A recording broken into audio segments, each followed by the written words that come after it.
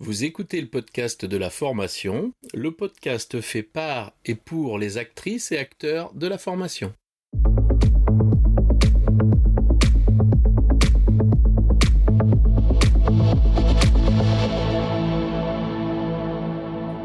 Bonjour et bienvenue. Je suis ravi de vous recevoir sur le podcast de la formation, dédié aux formatrices qui souhaitent profiter de retours d'expériences terrain qui fonctionnent et de stratégies détaillées étape par étape. Chaque épisode vous permet de mettre en place des actions immédiates et d'obtenir des résultats efficaces et concrets. Bonjour et bienvenue sur le podcast de la formation. Je reçois aujourd'hui Clara. Clara, peux-tu te présenter ? Oui, bonjour Laurent, donc c'est Clara Minegaros de Move Intelligent. Donc je suis formatrice et cofondatrice de Move Intelligent, qui est une agence d'accompagnement vers l'inclusion. Avant de cofonder Move Intelligent, j'étais enseignante en activité physique adaptée auprès de personnes en situation de handicap, qui me faisaient remonter au quotidien leurs difficultés, d'une part pour pouvoir trouver un emploi, et lorsqu'elles en avaient un, pour pouvoir le conserver. C'est comme ça que j'en suis venue à me poser un certain nombre de questions sur mon métier. On travaillait beaucoup sur la confiance en soi et sur l'autonomie. Donc je me suis formée à l'entrepreneuriat du changement à HEC, et puis j'ai cofondé donc Move Intelligent pour essayer d'agir dans le monde de l'emploi. Eh bien écoutez, c'est un vrai beau parcours ça. Dis-moi Clara, de quoi tu veux nous parler aujourd'hui ? Aujourd'hui, on va parler de la formation inclusive, donc de la formation finalement adaptée à tout le monde, et notamment aux personnes en situation de handicap. Très bien. Eh bien écoute, vas-y, je t'écoute. Alors peut-être pour remettre un petit peu de contexte sur ce sujet, le handicap en France est la première cause de discrimination, et ce pour la 5e année consécutive. Le taux de chômage, il est quasiment 2 fois plus élevé chez les travailleurs handicapés que dans le reste de la population. Donc il y a un véritable enjeu dans le monde de l'emploi, et le monde de l'emploi, il passe avant tout par la formation. On a besoin d'être formé pour pouvoir finalement travailler dans de bonnes conditions. Très bien. Donc, tu vois, toi, un intérêt à organiser, à préparer, à fabriquer des formations inclusives ? Alors moi, à titre personnel, effectivement, je vois un intérêt, mais je vous rassure, je suis pas toute seule à avoir cet intérêt.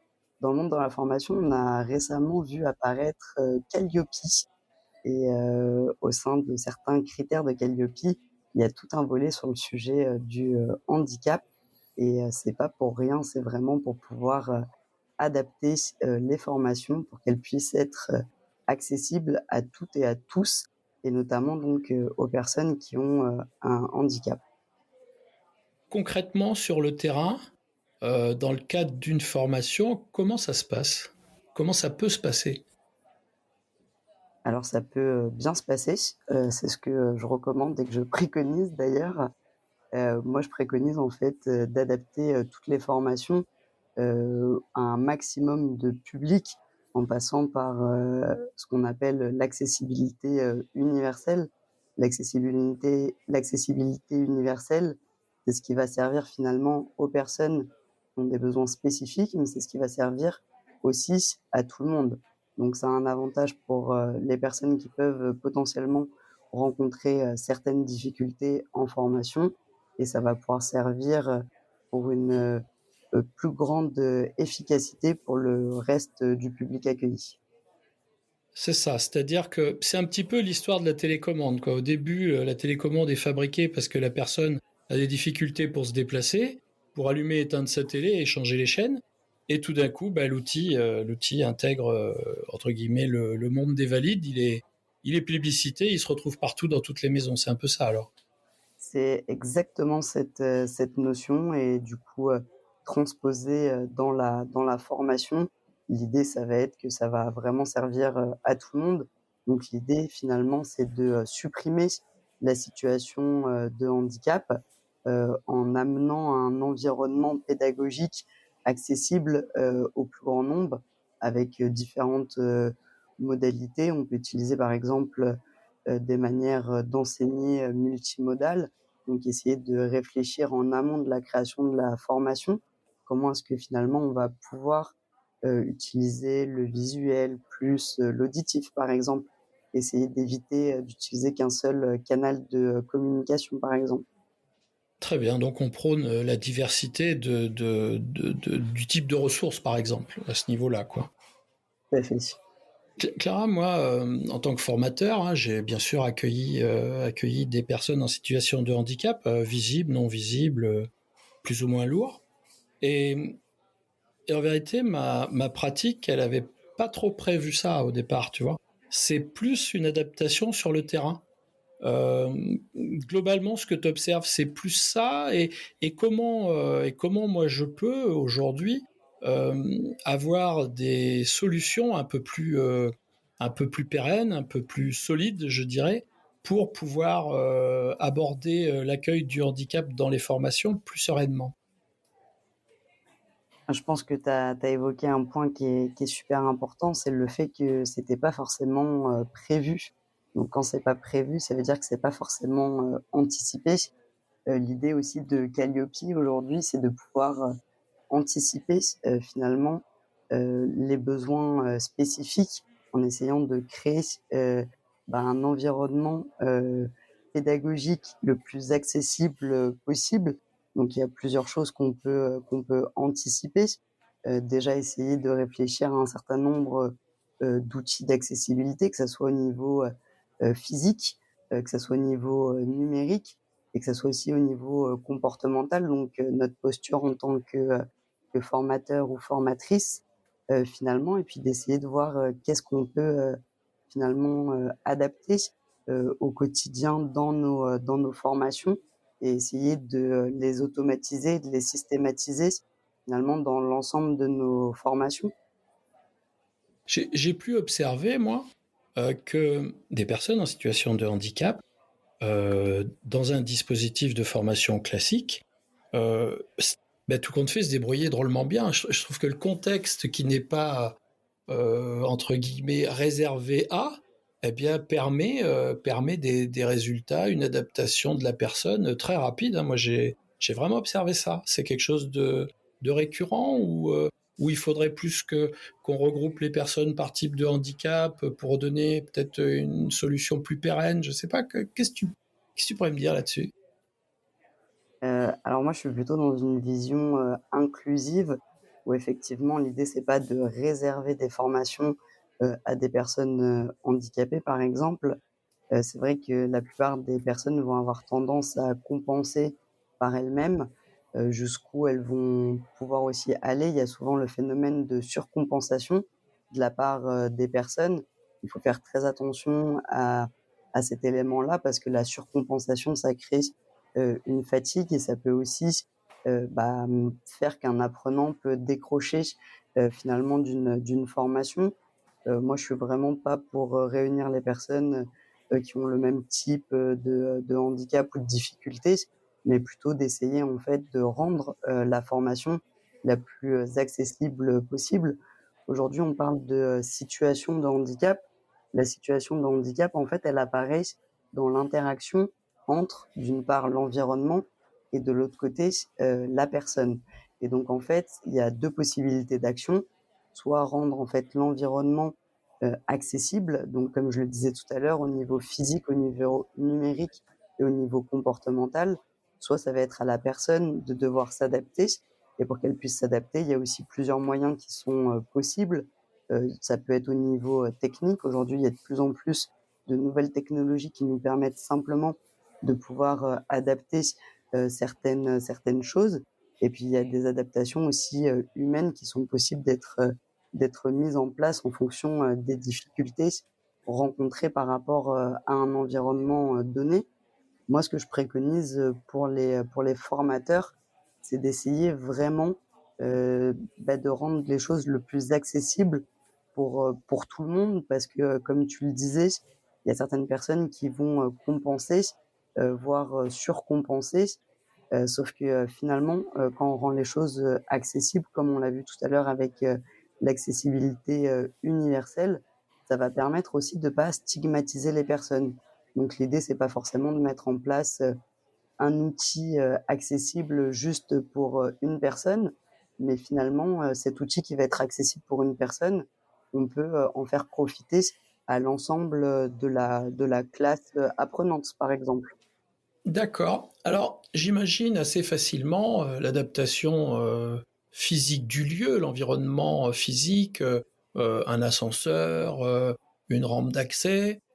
J'imagine assez facilement euh, un outil digital qui serait adapté avec une synthèse vocale pour lire des textes, avec un effet loop pour peut-être mieux voir certains éléments. Mais est-ce que tu peux me parler un peu de la posture de la personne, c'est d'adapter la personne. Comment, en tant que formateur, je m'adapte en tant que personne? Comment je m'y prends? Comment faut que je fasse? Alors, ça va dépendre, des situations, évidemment. L'idée, c'est de rester toujours dans une posture la plus, ouverte possible, déjà pour pouvoir permettre un dialogue et puis après, c'est comme avec, tout apprenant, en fait, qui sont en situation de handicap ou pas, c'est d'essayer de comprendre, quelles sont les difficultés et de voir, comment est-ce que, on peut, adapter, notre contenu, notre posture. Si par exemple, on se rend compte que, en expliquant, certains éléments, c'est pas clair, pour le groupe ou pour, certaines personnes. Ne pas hésiter en fait à poser des questions, à essayer de reformuler, les propos des apprenants, d'essayer vraiment de travailler sur, la compréhension, mutuelle. Comme je le disais tout à l'heure, la situation de handicap, elle est vraiment dans l'interaction entre la personne et son environnement. Donc si l'environnement, c'est une autre personne, l'idée, c'est que dans une communication, la communication, c'est d'une personne à une autre, d'essayer de vérifier en fait la bonne compréhension des 2 parties. Ok. J'aurais une question à te poser. Tu nous as parlé tout à l'heure du référentiel Calliope qui, dans ses indicateurs, parle à la fois d'accessibilité, d'inclusion. Mais tu sais, dans ce qui est assez, je vais dire, du dimension réglementaire, on a beaucoup de choses qui sont des vœux pieux. Je donne un exemple. Depuis des années, on doit avoir une accessibilité des commerces, on doit avoir une accessibilité des espaces publics pour les personnes en situation de handicap. Bon, en 2023, 2023, il y a encore plein d'endroits où les gens peuvent pas aller parce que c'est pas adapté, quoi. Donc du coup, est-ce que tu mesures, toi, que depuis la mise en place de Calliope, il y a une réelle, mais je parle réelle, hein, pas l'intention, mais réelle prise en compte de cette dimension de handicap? Alors, moi je le mesure pas parce que, j'ai pas forcément, d'indicateurs pour pouvoir le mesurer. Après, en termes, d'échanges, dans le monde de la formation, il y a de plus en plus de personnes, au-delà des référentiels et des obligations, légales, qui ont pris conscience qu'il y avait des difficultés majeures de pouvoir, accéder à l'emploi et donc aussi de pouvoir accéder finalement à la formation et qui se posent de véritables questions pour pouvoir, mettre en place, des outils, pragmatiques, pour rendre le plus accessible possible, leur formation.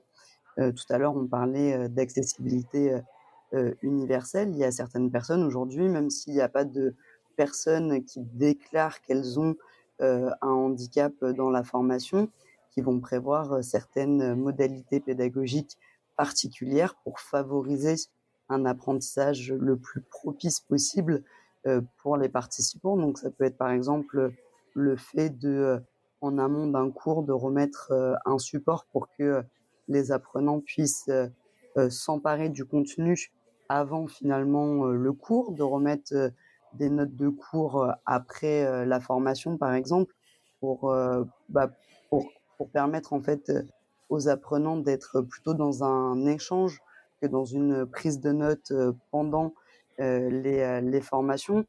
Donc moi, ce que je peux voir, en tout cas dans le monde de la formation, c'est qu'il y a une véritable prise de conscience du besoin d'accessibilité et d'une réflexion collective sur comment est-ce que progressivement on peut automatiser de plus en plus cette accessibilité universelle au-delà même du sujet du handicap parce que comme on se l'est déjà dit, ça va vraiment bénéficier en fait à tous les apprenants.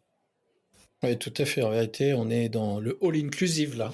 On est vraiment Exactement. après tout, si c'est facile pour tout le monde, quoi. Je crois que c'est peut-être ça aussi qu'il faut qu'en tant que formateur, on intègre, c'est qu'il y a pas réellement de difficultés. Moi, j'ai pas vécu de difficultés. J'ai trouvé que c'était plus des questions de bon sens. C'est ça. Après, on n'a pas forcément non plus, tous la même notion de bon sens. Souvent, il y a des formateurs qui vont dire: «Bah, moi, j'adapte pas, ma formation. S'il y a une personne qui a des besoins spécifiques, bah, elle, de toute manière, elle connaît ses difficultés, donc elle pourra me prévenir, de la difficulté qu'elle a». Alors, oui, très souvent, les personnes qui ont des besoins spécifiques, connaissent leurs difficultés. Elles peuvent savoir aussi, comment les adapter. Sauf qu'il y a quand même 2 freins majeurs, à cette vision des choses. C'est que, bah, déjà, c'est un petit peu, stéréotypant et stigmatisant finalement de devoir dire toujours, «J'ai une difficulté, ici» ou «J'ai une difficulté là. Est-ce que pour moi, on pourrait faire comme ci ou comme ça?» Et donc c'est un peu ce que tu disais tout à l'heure finalement de, bah, les personnes vont, compenser, voire, surcompenser, les difficultés, sans forcément les exprimer. Et puis il y a le deuxième point, c'est qu'il y a certains moments, les personnes n'ont pas forcément conscience, qu'elles rencontrent, une difficulté à un moment. Je vais prendre, un exemple peut-être, concret, ce sera peut-être plus, parlant. Les personnes qui sont, malentendantes ou sourdes, et ayant un implant, il y a certains moments où, elles pensent qu'elles comprennent tout parce qu'elles entendent tout et il y a d'autres moments, bah, il y a des éléments qu'elles ont pas forcément entendus et donc elles peuvent se rendre compte a posteriori qu'il leur manque des éléments de compréhension parce qu'ils ont pas entendu une partie, par exemple, du cours et c'est difficile, en fait, de pouvoir, mentionner le moment où on n'entend pas. Parce qu'on n'a pas forcément conscience à ce moment-là qu'on n'a pas entendu quelque chose qui vient d'être dit. Je pense que aussi, sans parler de dimension de handicap, moi j'ai été confronté à un moment de ma vie où j'avais pas conscience qu'il me fallait des lunettes. Et en suivant des cours à l'université, je me rendais pas compte qu'en vérité, je n'avais pas accès à ce qui était écrit au tableau. Mmh, J'avais le cours en audio, j'entendais bien, mais je voyais pas bien. Et ça, en vérité, je m'en suis rendu compte que quand j'ai mis des lunettes, mmh. où je me suis dit, mais réellement, c'est mieux comme ça. Je comprends mieux. Et effectivement, oui, il y a cette propre appréhension de ce que l'on perçoit, qui nous semble normal, mais qui n'est peut-être pas la normalité, tout compte fait alors. C'est peut-être cette question de normalité, finalement, qu'il faut qu'on vienne, challenger en termes de perception. Il y a une personne sur 2 au cours de sa vie qui va rencontrer une situation de handicap. Ça peut être de manière, permanente et aussi de manière, temporaire. Là, par exemple, tu vois, tu évoquais, le fait que tu pouvais avoir des difficultés, pour voir.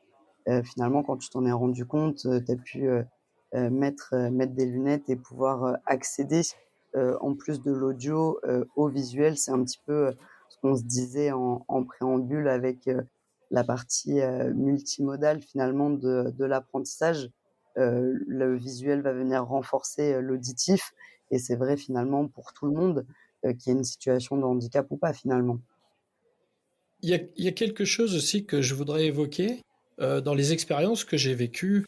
On va dire que pratiquement dans toutes les sessions de formation, moi j'ai formé sur des formations longues, j'ai toujours eu dans ma cohorte des personnes en situation de handicap. Et ce que j'ai observé, c'est qu'en vérité, c'est pas son problème et le mien, c'est quelque chose de collectif qui est pris en charge collectivement, où les solutions sont apportées collectivement. Et ça aussi, je pense que c'est du all inclusive.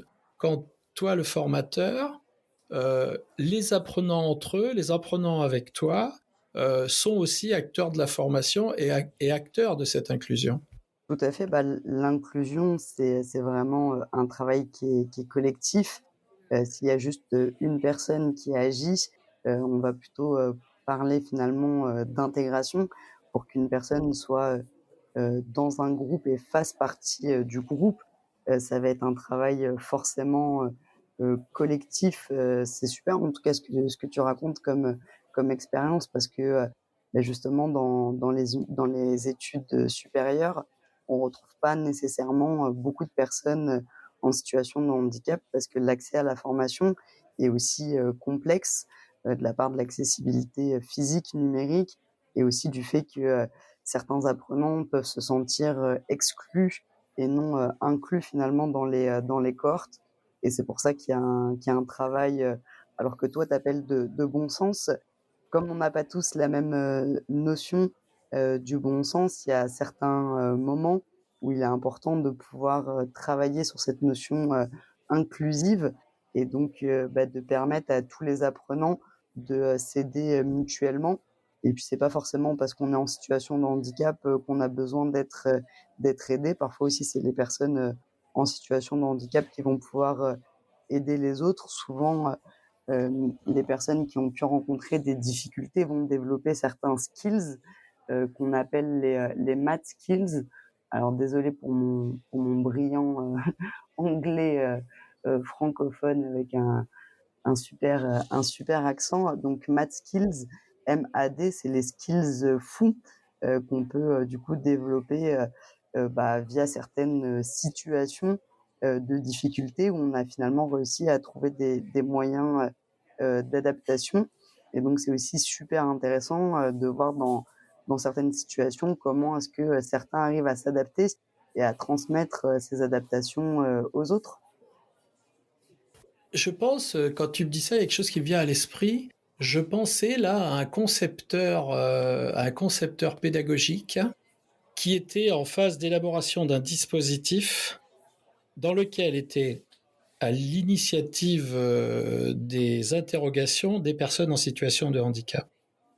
On a aujourd'hui une pratique qui est souvent l'ingénieur pédagogique, le concepteur pédagogique, est dans son coin, il fabrique sa formation, il a ses objectifs, enfin il a déterminé ses objectifs, il construit sa formation.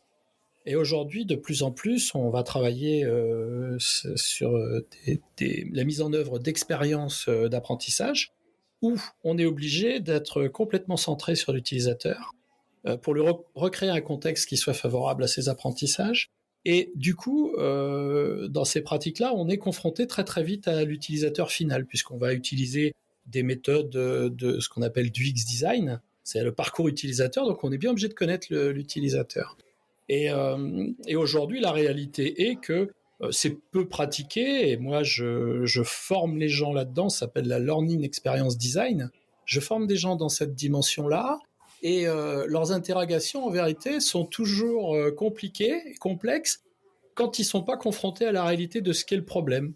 Et je crois qu'il sera intéressant de promouvoir l'intégration très très tôt dans les dispositifs d'apprenants en situation de handicap auxquels on pourrait poser des questions sur leur façon d'apprendre, sur ce qu'ils aimeraient, sur comment ça serait idéal pour eux, etc., etc. Et ça, on le voit pas beaucoup encore. Mmh. C'est vrai qu'il y a souvent un décalage entre, les besoins, pensés et les besoins, finalement, réels. C'est aussi quelque chose, sur lequel, on peut effectivement, mettre à contribution effectivement des personnes qui sont, en situation, de handicap, divers et variés. Après ce qu'il faut savoir aussi, c'est que, si on prend 2 personnes, qui ont, le même handicap, elles vont pas forcément vivre les choses, de la même manière parce qu'elles ont pas forcément les mêmes, expériences de vie, elles ont pas forcément développé les mêmes, capacités, d'adaptation. Elles ont peut-être pas non plus, forcément les mêmes, moyens, d'adaptation. Mais en tout cas, c'est toujours, intéressant de poser, les questions aux personnes qui sont directement, concernées. Je pense aussi qu'il y a un travail à faire, au niveau de la formation, que ça soit, pour l'ingénieur, pédagogique pour le concepteur et pour le formateur. Peut-être un travail, finalement, plus, commun, de réfléchir entre, la première réflexion et la mise en place, concrète, à réfléchir comme tu le disais en fait sur l'ensemble, du parcours, de l'apprenant, de la conception à la mise en place. Et puis un élément important aussi qu'il ne faut pas oublier, c'est l'évaluation du dispositif a posteriori. C'est-à-dire être capable de se dire et de regarder ce qui a marché, ce qui n'a pas marché. Parce que ça, c'est un travail qui est très peu fait. En réalité, on fait un truc, ça a marché, c'est super, on a de la chance. Ça n'a pas marché, bah, tant pis, ça marchera mieux la prochaine fois. Bon, on est aujourd'hui dans un process d'amélioration continue.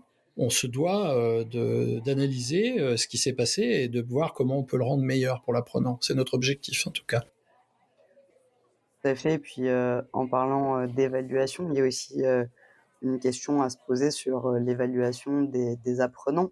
Il y a certaines évaluations qui sont pas nécessairement, accessibles, que ce soit d'un point de vue, numérique ou d'un point de vue aussi, pédagogique. En tant que formateur, il y a aussi des questions à se poser sur, comment, évaluer, l'apprentissage finalement in fine, de la formation. Tu vois, ça me rappelle un dessin humoristique que j'avais vu il y a quelques années. Il y avait un professeur qui était devant des animaux. Il y avait un poisson, un singe et un éléphant. Et il disait, ben, du coup, je saurai si vous avez réussi. Ceux qui auront réussi seront ceux qui seront arrivés à monter en haut de l'arbre. Et je trouvais ça Oui. assez rigolo quand même, parce qu'on voit bien que là, justement, on est complètement désadapté en réalité. Donc ça aussi, la conception d'évaluation, elle doit être adaptée. Et c'est bien que tu mettes un petit focus là-dessus quand même. J'avais été, moi, interpellé il y a quelques années, parce que dans une autre vie, j'encadrais du sport. Et dans le cadre d'un brevet d'État, j'avais pris l'option handicap, moi. C'était pas Mmh. c'était une option, tu vois, c'était accueillir le handicap dans des structures. Et j'avais été assez interpellé par ma vision de valide face au handicap. Et j'ai cette anecdote où j'ai un de mes amis qui était dans le club où j'étais, qui n'avait qu'une jambe. Il y avait un accident de voiture. Et du coup, moi, j'avais trouvé vachement intéressant de voir comment on pouvait réaménager le club, et notamment au niveau des escaliers. Et Mmh. là, il m'a dit, écoute, moi, j'ai bien d'autres problèmes. Avec ma prothèse, si on fait la course dans l'escalier, j'arriverai en haut avant toi. Et il est arrivé en haut avant moi, d'ailleurs. Donc, du coup, il y a aussi cette dimension de la perception que le valide a du handicap. Et ça, c'est comment on fait pour avoir un focus qui soit un peu moins centré sur notre situation personnelle. Ah bah ça, c'est une excellente question. On a souvent, un effet un petit peu, miroir, c'est-à-dire que quand on va voir, par exemple, une personne qui a une situation de handicap, visible, ça va nous renvoyer en fait à certaines craintes, à certaines peurs, à certains stéréotypes qu'on peut avoir et là, ce qui est important, je pense, c'est comme je le disais, tout à l'heure, en fait, en termes de posture, en fait, c'est de rester, le plus ouvert, possible, parce qu'on a tendance à penser à la place, des autres gens et de se dire que, bah, effectivement, s'il y a une personne à qui il manque une jambe, elle va forcément, arriver, moins haut, en haut de l'escalier, mais pas nécessairement et là, il y a 2 termes qui viennent s'opposer, c'est valide et handicapé. En fait, aujourd'hui, on parle, de situation de handicap et c'est là où on peut avoir, une action, directe, finalement. C'est que, on peut agir sur la situation. C'est-à-dire que la jambe, elle va pas, repousser, mais par contre, on peut créer soit des moyens, d'accessibilité, soit des moyens, d'adaptation, pour que ça soit le moins, contraignant possible, finalement et donc au niveau, de l'environnement au sens, très large, créer plutôt des possibilités, que des éléments qui puissent, empêcher la personne de réaliser, certaines tâches et puis il faut se dire qu'en tant que personne, au-delà du formateur, c'est qu'on a toutes et tous en fait un rôle à jouer dans notre regard, mais aussi dans notre comportement. S'il y a, une personne qui a les bras encombrés, on va avoir tendance à tenir la porte à la personne. Bah, s'il y a une personne qui est en béquille, bah, ça serait bien qu'on ait un peu le même réflexe de tenir la porte et finalement on peut transposer, cet exemple, sur, certaines situations de difficulté à quasiment tout et on revient à cette notion de bon sens et d'ouverture, dont on parlait précédemment. Moi, je crois beaucoup, je crois beaucoup à l'intelligence collective, moi, dans ce schéma-là, dans cette confrontation, parce que moi, si j'ai pas la solution, ben, peut-être qu'un autre l'a. Et c'est en se confrontant et en s'accompagnant, en vérité, on s'accompagne tous les uns les autres dans cette dimension-là. Parce que être attentif à un apprenant qui a des difficultés, soit cognitives, soit physiques, ben, en vérité, on montre de l'empathie. Cette empathie, elle est quand même visible par l'ensemble du groupe et c'est bien parce qu'il y a quand même un petit aspect assez contagieux. C'est assez rare d'avoir des gens qui sont hostiles dans les cohortes. En tout cas, moi, je ne l'ai pas vécu. Des gens plus inquiets de quel comportement à proposer, oui, mais pas forcément d'hostilité. Et comme je te disais, à l'observation, euh, franchement, moi, je suis heureux de dire que pour nous, l'accueil de personnes en situation de handicap n'a été que un merveilleux bout de chemin comme les autres. Et je vais te dire une anecdote. On a réalisé, nous, des vidéos éducatives avec les apprenants. Eh bien, écoute, on avait une jeune femme qui était en fauteuil électrique. Eh bien, écoutez, c'est elle qui supportait sur le derrière de son fauteuil l'apprenant avec son smartphone qui faisait les travelling, tu vois. C'est un truc extraordinaire à voir. Parce que tu te rends compte que là, il n'y a plus de situation de handicap. Il y a une opportunité nouvelle de faire un travelling régulier à vitesse régulière. Tu vois cette espèce de valorisation de l'outil, en vérité, qu'est le fauteuil roulant, en dehors de sa première fonction. Et moi à l'observation, je peux te dire que j'étais tout d'abord un peu ému parce que c'est original. Tu te dis ouais, c'est waouh quoi. Et puis quelque part, je me dis ouais, putain, qu'est-ce qu'ils sont bien quoi. Il y avait rien d'autre à faire en vérité, tu vois. Ouais, bah, je vois très bien. Là, tu vois, c'est là où on peut transformer, en fait, une situation qui peut, avoir l'air, contraignante, à l'origine en opportunité, en faisant un usage des outils, de manière, différente.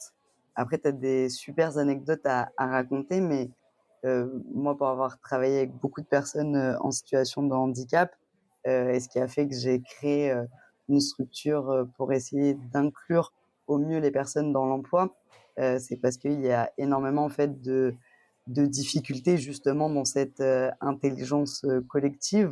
On voit pas forcément, toujours, les opportunités. On voit surtout, le verre, à moitié vide et les potentielles, contraintes, Ouais. sans voir, ce qu'on peut adapter pour supprimer finalement, les situations, de handicap. Et tu vois, si on ramène ça à une dimension de l'emploi, il y a quelques temps, j'ai accompagné une de mes amies qui est très lourdement handicapée puisqu'elle a au quotidien besoin de temps aménagé pour faire du kiné. Et elle a bien sûr les diplômes et les compétences et elle trouvait pas de travail. Et à un entretien d'embauche, elle a été recalée alors qu'elle matchait dans tous les points. Et quand elle est revenue, elle était bien sûr énormément déçue. Je me suis permis d'appeler la personne, le recruteur, et je lui ai posé la question suivante, en lui expliquant que j'avais besoin de comprendre. Pour aider mon ami, j'avais besoin de comprendre. Je lui ai dit, mais pourquoi vous l'avez pas pris? Et il m'a dit, monsieur, parce que je sais pas faire. En Mmh. vérité, il pense que c'est lui qui va assumer le handicap de la personne. Suite à ça et à cette discussion que j'ai avec ce monsieur, très très sympa au demeurant, j'ai dit à mon ami, j'ai dit écoute, on va coacher différemment ta façon de faire. Je crois que ce que tu vas expliquer en premier, c'est que tu es autonome, tu te débrouilles toute seule, t'as pas besoin d'aide et après tu parleras de tes compétences métiers. Elle a mis ça en œuvre sur l'entretien qu'elle a eu après en disant ben voilà, je me débrouille tout seul, je suis totalement autonome. Bon, j'ai besoin de trucs aménagés, j'ai ma petite voiture dehors pour mettre mon fauteuil et tout. Et ben, elle a été embauchée. Alors, je ne sais pas si c'est de cause à effet direct, mais en tout cas, la personne qui l'a accueillie ne supportait plus, entre guillemets, le verbe supporter, porter avec, ne supportait plus son handicap à elle sans savoir quoi en faire. Je crois qu'il y a ça aussi qu'on a besoin de partager, de dire bah voilà, ouais, ok, je me déplace pas vite, mais je me déplace quoi. Tu vois. C'est très juste ce que tu dis, ça arrive malheureusement très souvent. En fait, il y a souvent une peur de l'employeur due à une méconnaissance et une incompréhension des difficultés potentielles que la personne peut rencontrer en lien avec les contraintes professionnelles. Mais en fait, ce qu'on oublie très souvent dans le monde professionnel, c'est que le médecin du travail a un rôle majeur. Finalement, c'est pas l'employeur qui va devoir lui-même heu, heu, devenir médecin et trouver les moyens d'aménagement des conditions de travail et des aménagements de poste. Mais c'est bien le médecin du travail qui va faire ces préconisations. Ce qu'il faut savoir aussi dans le monde de l'emploi, c'est que, il est possible, en amont d'une embauche, de faire passer, une visite, médicale de pré-embauche qui permet de vérifier l'adéquation entre les contraintes du poste et les contraintes que la personne, peut rencontrer. Comme on parle de situation de handicap, c'est toujours dans cette interaction. Donc en fonction des difficultés qu'on rencontre, il y a peut-être, certains métiers ou certains endroits où on ne peut pas nécessairement travailler, mais ça ne veut pas dire qu'on ne peut pas forcément, travailler ailleurs ou travailler dans d'autres conditions. Et j'en profite, pour parler, d'une notion qui est très importante pour, compenser les situations de handicap au niveau, professionnel. C'est les aménagements raisonnables et dans les aménagements, raisonnables, il y a donc, les aménagements, du poste de travail. Ce qu'il faut savoir, c'est que 85 des situations de handicap professionnel ne demandent pas d'aménagement du poste de travail. Par contre, on peut aménager aussi, les conditions de travail, des personnes et donc ça peut être au niveau de l'environnement de travail, au niveau des tâches et donc là, on revient sur, la notion, d'intelligence collective. On va pouvoir, aussi, dans le monde professionnel, impliquer, le manager, dans la redistribution, finalement, des tâches et puis ce qui est intéressant dans cette redistribution, des tâches, c'est que ça va permettre aussi, une performance, collective, plus grande et donc ça amène à plutôt, axer sur les forces de chacun que, sur les faiblesses et donc ça rejoint, encore une fois cette notion, de bon sens dont on pouvait, parler tout à l'heure. Ouais, se prévaloir en tout cas de ce bon sens. Euh, Dis-moi, Clara, si aujourd'hui je viens te voir en tant que formateur et je te dis voilà, euh, j'aimerais être plus performant dans la dimension de l'inclusion, quels seraient les conseils que tu me donnerais?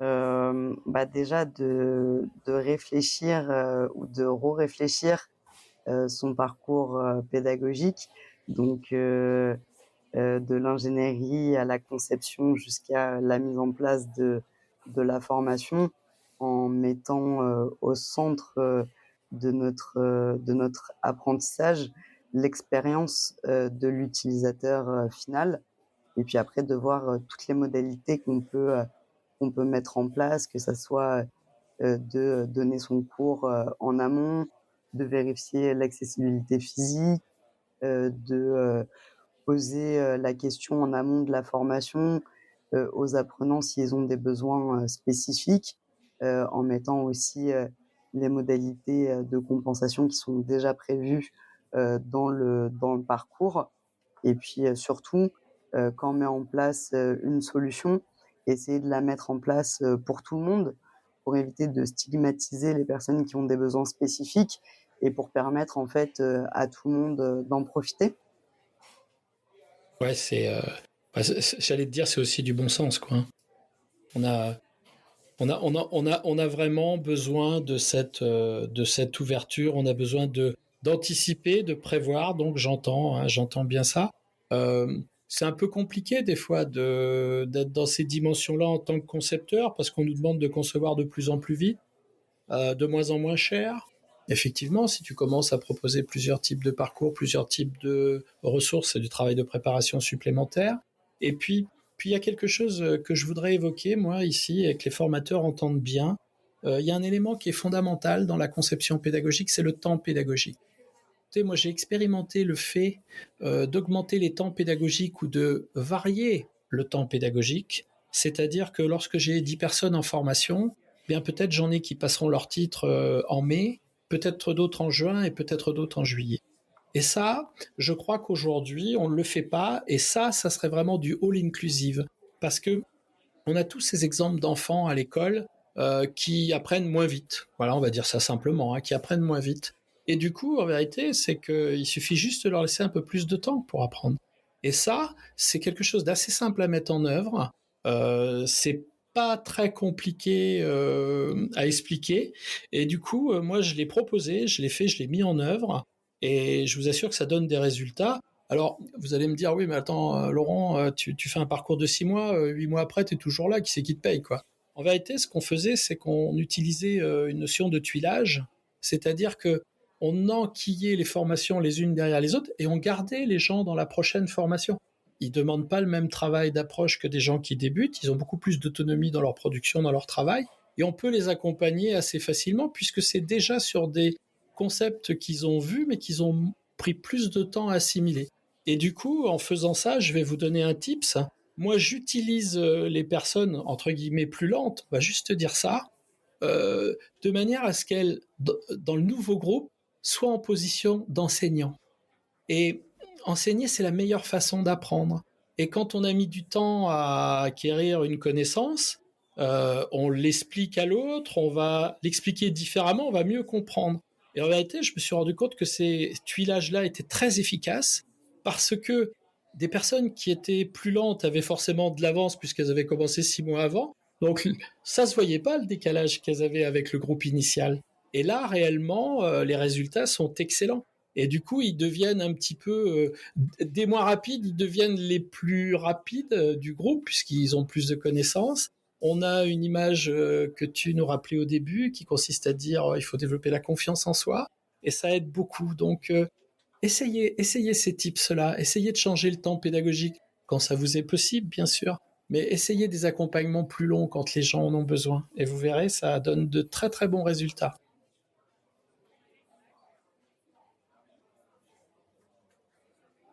Tu avais déjà, Clara, eu ce type d'expérience à ta connaissance? Bah, l'apprentissage plus long, on peut le retrouver dans différents types de formations, de différentes manières.